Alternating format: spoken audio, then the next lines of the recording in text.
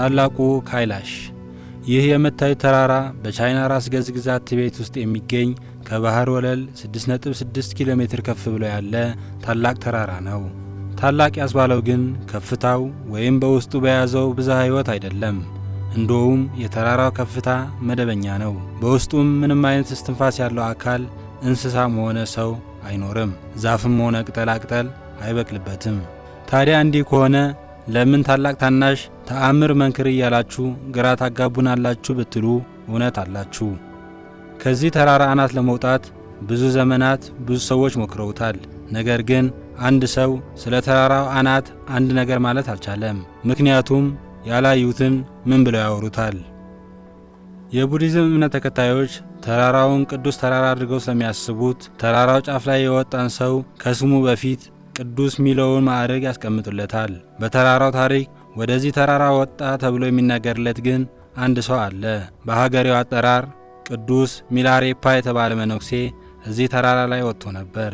ይህ መነኩሴ ዕድሜ ልኩን ገዳይ የነበረ ነገር ግን የአምላኩ ፍቃድ ሆኖ እዚህ ተራራ ጫፍ ሊወጣ የቻለ ሰው ነው። ይህ መነኩሴ ነው እንግዲህ ማንም ሰው ወደ ተራራው ጫፍ እንኳንስ ሊወጣ አንጋጦ ቢያይ ወየውለት ያለው። ምክንያቱ ደግሞ አየኋቸው ያላቸው አማልክት ከተራራው አናት ስለሚያርፉ አትረብሿቸው ሲል ነበር። የአካባቢው ሕዝቦች ይህን በእምነት ተቀብለው ተራራውን ለመውጣት አይደፍሩም። ነገርን ጥግ ካላደረሱ፣ ያዩትን ካልሞከሩ፣ የደረሱበትን ካልመረመሩ የማያርፉ ምዕራባውያን ግን በብዛት ይህን ተራራ ሞክረውታል። ብዙዎች የተራራው ራት ሆነዋል። ብዙዎች ሳያስቡ ተመልሰዋል። ብዙዎች መንገድ ስተው ሄደዋል። ብዙዎች ደግሞ አቃተን ብለው ታች ወርደዋል። በ19ኛው ክፍለ ዘመን ሩሳውያን ሰብሰብ ብለው ተራራውን አጋምሰውት ነበር። መንገድ ላይ ግን ተሰወሩ። ማንም ስለ እነሱ ምንም ማለት አልቻለም። ዓለማችን ላይ አሉ የተባሉት 7 ታላላቅ ተራሮችን በመውጣት የዓለም ክብረ ወሰን ያለው ሰው ካይላሽ ተራራን መውጣት የማይቻል መሆኑ ከብዙ ሙከራ በኋላ ተናግሯል። ነገሩ በአፍ ያለ ብቻ ሆነ እንጂ የተወሰኑ የሳይቤሪያ ሰዎች ተራራውን ለመውጣት ሞክረው ነበር። ነገር ግን የሆነ ቦታ ላይ ሲደርሱ መቀጠል አልቻሉም። ያልቀጠሉበት ምክንያት ባያውቁትም ወደ ታች ሲመለሱ ግን ዕድሜያቸው 10 ዓመታት ገፍቶ ነው የተገኙት። ይባስ ብሎ ደግሞ ሁሉም በአንድ ዓመት ውስጥ ነው ያረፉት። የሁሉም ምክንያት እረፍት ደግሞ እርጅና ነበር። ይህ ማለት ግን እንደተመለሱ በአንድ ዓመት ውስጥ መሆኑ ልብ ይለዋል። 1936 ሃርበርት የተባለ አውስትራሊያዊ ተራራውን ለመውጣት የሀገረ ገዢውን ፈቃድ አገኘ። ሞከረ፣ አልተሳካለትም። ሀገረ ገዢውም ተራራውን ወጣኸው ሲል ጠየቀው። እሱም መለሰ፣ ከኃጢአት ነፃ የሆነ ሰው ብቻ ነው ይህን ተራራ ሊወጣ የሚችለው። ምናልባት ክንፍ ካለው ግን የበረዶ አጥሩን ማለፍ ይችል ይሆናል፣ አላቅም። 1980 ሬንሆልድ ሜስነር የተባለ ጣሊያናዊ እድሉን ሞክሮ ነበር። ይህ ሰው ግን ተራሱ አይደለም። ተራራን በመውጣት ታሪክ ላይ የእሱን ያህል ዝነኛ ሰው የለም። በሁሉም ሥራው ላይ አንደኛ የሚል ጽሑፍ ይኖራል። 12 ተራሮችን በመውጣት አንደኛ፣ ብቻውን የጎቢ በረሃ በማቋረጥ አንደኛ፣ ያለምንም እርዳታ አንታርክቲካና ግሪንላንድ በማቋረጥ አንደኛ። ብቻ ምን አለፋችሁ ሰውየው አንደኛ ነበር። ግን በዚህ ተራራ ክብረ ወሰንና ዝና አይሰራም። እሱም አልቻለም። 2001 ስፔናውያን የቻይና መንግሥት ፈቃድ ሰጥቷቸው ተራራውን እያቃለሉ መውጣት ጀምረው ነበር። መጨረሻው ግን አላማረም። ከዳር እስከ ዳር ሐዘን ፈጥሮ የቻይናን ቱሪዝምንም ጥላሸት የቀባ ክስተት ሆኖ ቀርቷል። መንግሥት ማንም ሰው ወደ ተራራው እንዳያቀና አግዷል። ነገር ግን ከፈለጉ አሯርጦ የሚይዞት አካል የለም። ታዲያ እስካሁን ይህ ተራራማ አንዳች ነገር አለው አላሉም? አዎ፣ ይህ ተራራ ድንቅ ነው። የገነት መሰላል።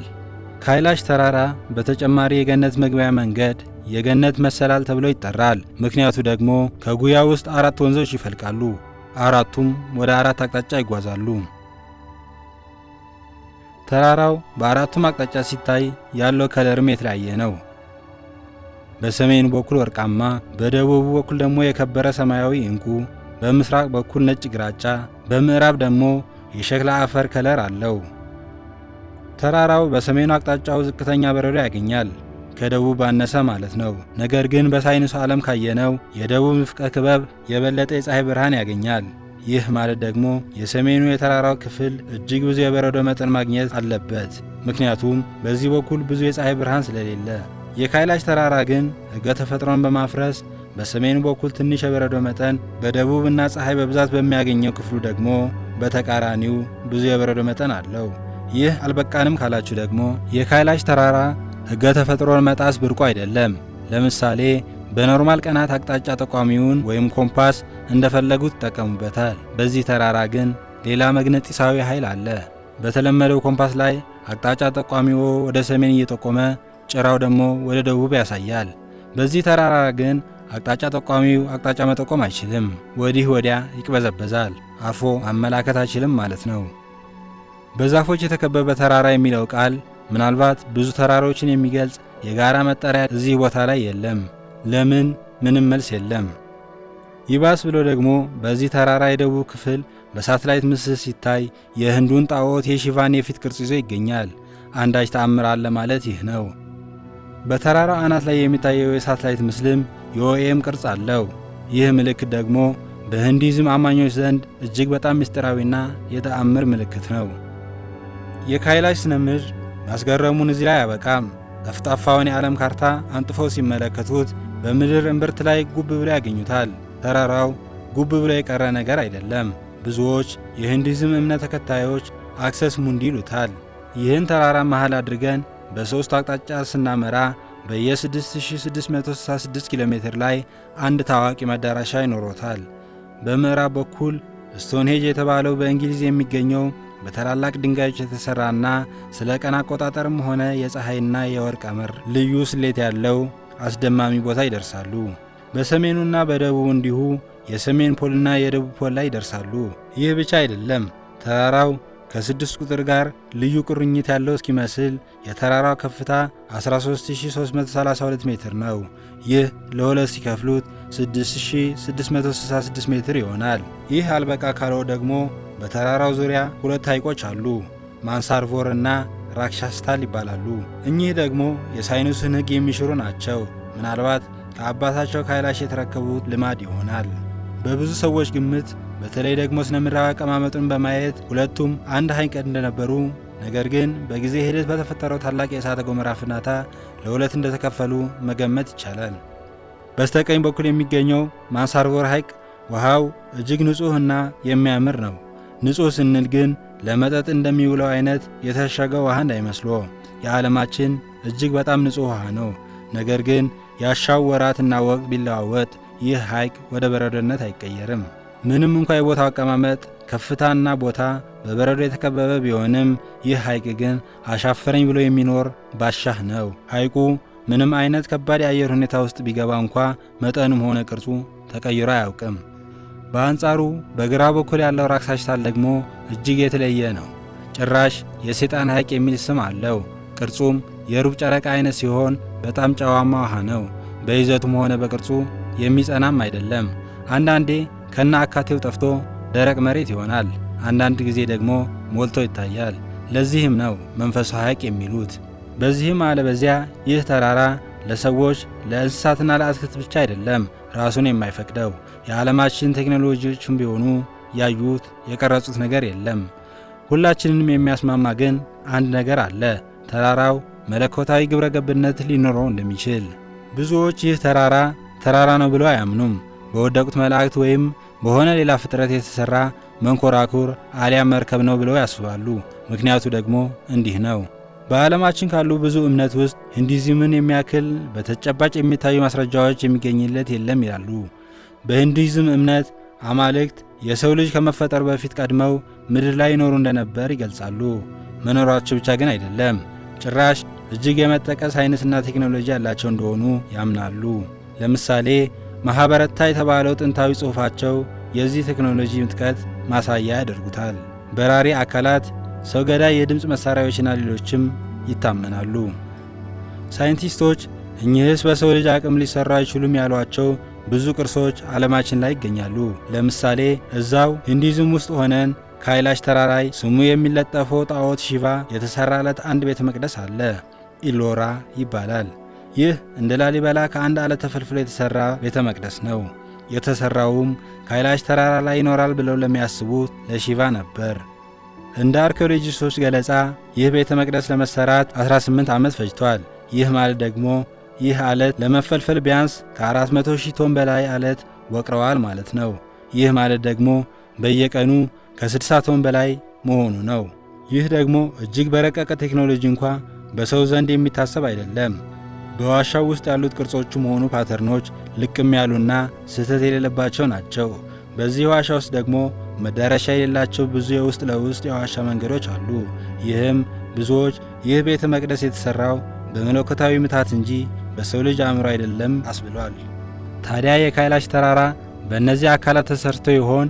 ይህ የብዙዎች ጥያቄ ነው። ለዚህ ማስረጃ ከሆነ በሂንዱዎች መጽሐፍ ዘንድ ያለ አንድ ጽሑፍ ስለ የተለያዩ መሳሪያዎች ሲያወራ አንድ ትልልቅ አለትን በአየር ላይ እንዲሳፈፉ የሚያስችል መሳሪያ እንደነበር ይተርካል። ምናልባት ያ መሳሪያ ሊሆን ይችላል ተራራውን እንዲህ ያቆመው።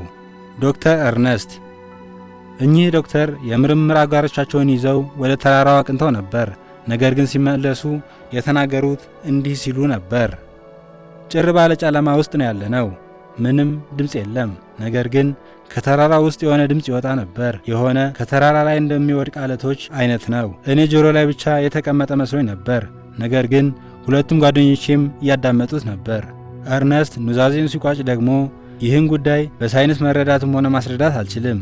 ነገር ግን ስለ እውነት ለመናገር የካይላሽ ተራራ ከምድራዊ ሕይወት ጋር በቀጥታ የሚገናኝ ነገር አለው። የአማልክት ከተማ ብለን ካርታ ስንሰራ እጅግ በጣም ተገርመን ነበር። ካርታው የሆነ የዲኤንኤ ሞለኪል አይነት ቅርጽ ነበረው። ይህ ማለቱ በታሪክ ጸሐፊዎች ዘንድ የሚታወቀውን ሻምባላ የአማልክት ከተማ ካርታን ማለቱ ነበር። ብዙዎች ይህች ከተማ ከካይላሽ ተራራ ስር እንደምትገኝ ያምናሉ። የሰው ልጅ የዘር ሐረግ ሁሉ የሚገኘው በዚህ ከተማ ባለው ሐይቅ ውስጥ ነው። ስለዚህ ማን እንደሆነ ማወቅ ያልቻለ ሰው የዘር ሐረጉን ከዚህ እየመዘዘ መረዳት ይችላል። ምናልባት ይህን ሰው በደንብ ታስታውሱት ይሆናል። አዶልፍ ሂትለር። ሪፖርቶች እንደሚገልጹት ሂትለር 5 አባላት ያሉት አንድ ቡድን ወደ ቲቤት ልኮ ነበር። የተላኩት ደግሞ የአርያን የተባሉ ጀርመናውያንን የዘር ሐረግ ዱካውን ለመፈለግ ነበር። ምክንያቱም እሱና ዘሮቹ የተለዩ ሰዎች መሆናቸውን ያስብ ስለነበረ ነው። ታዲያ ካይላሽ ተራራ ወዳለበት ቲቤት ግዛት ለምን ተላኩ? እነ ዶክተር እርነስት ግን ዓላማውን ሲያብራሩ እንዲህ እያሉ ነበር። ሂትለር ለየት ያለ የሰው ልጅ መስራት ወይም መፍጠር ይፈልግ ነበር። የሆነ አይነት ሰው የተለየ ምስጢራዊ እንቅስቃሴዎችንና ዕቃዎችን መጠቀም የሚችል። እኚህ ምስጢራዊ ዕቃዎች ግን ዝም ብለው አይደሉም። የጥንቱ ስልጣኔ ዕቃዎችን ማለቴ ነው። ተራ ነገር እንዳይመስልህ። ለምሳሌ በማጉረምረም ወይም ሹክ በማለት ብቻ ተራራ የሚያክል አለት መሰንጠቅ፣ በአይንህ ብቻ የሆነ አለትን ከአንድ ቦታ ሌላ ቦታ ማስቀመጥ የመሳሰሉ በአንድ ጊዜ እንደ በአልበክ ያሉ ቤተ መቅደስ መስራት የሚያስችሉ ናቸው። ልክ እንደ ግብፅ ፒራሚዶች ማለቴ ነው።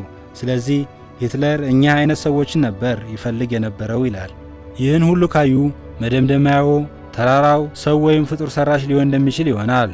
አዎ፣ ለምሳሌ ይህ ሹል ወይም ደግሞ ሻርፕ የሆነው የተራራው ጠርዝ ምናልባት በረዶ በቀላሉ ተንሸራቶ እንዲወርድ ለማድረግ የሰሩት ይሆናል።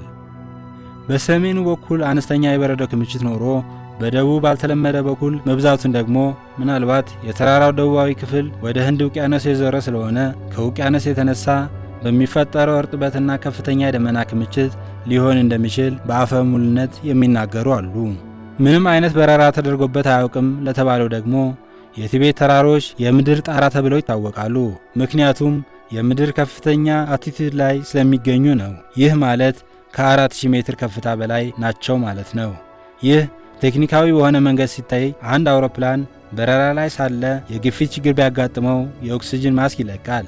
ይህም ተሳፋሪዎች ኦክሲጅን በቀላሉ ያገኙ ዘንድ ነው። ነገር ግን ይህ ማስክ ሊቆይ የሚችለው ከ15 እስከ 20 ደቂቃ ብቻ ነው። ስለዚህ በቂ አየር ለማግኘት አውሮፕላኑ ቢያንስ እስከ 3000 ሜትር ድረስ ዝቅ ማለት አለበት። በ3000 እና ከዛ በታች ከፍታ ዝቅ ብሎ መሄድ ደግሞ በቲቤት ተራሮች ሰማይ ሕይወቶን አስይዘው የሚቃዡት ቅዠት ብቻ ነው። ስለዚህ ከካይላሽ ተራራ ታንክሮዎች ሳይንስም ሆነ ታሪክ ሊያብራራው የሚችለው እኚህም ብቻ ነው። የማያብራሩት ግን ብዙ ነገሮች አሉ።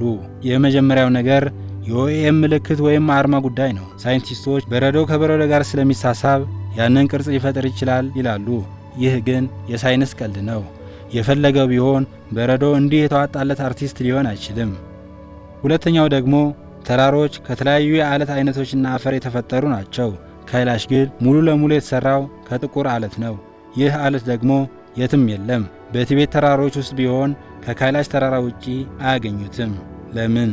ተራራውን ለመውጣት የሞከሩ ሰዎች ከሆነ ርቀት በኋላ ወደ ነበሩበት እየተመለሱ እንደሆነ ብቻ ነው የሚረዱት።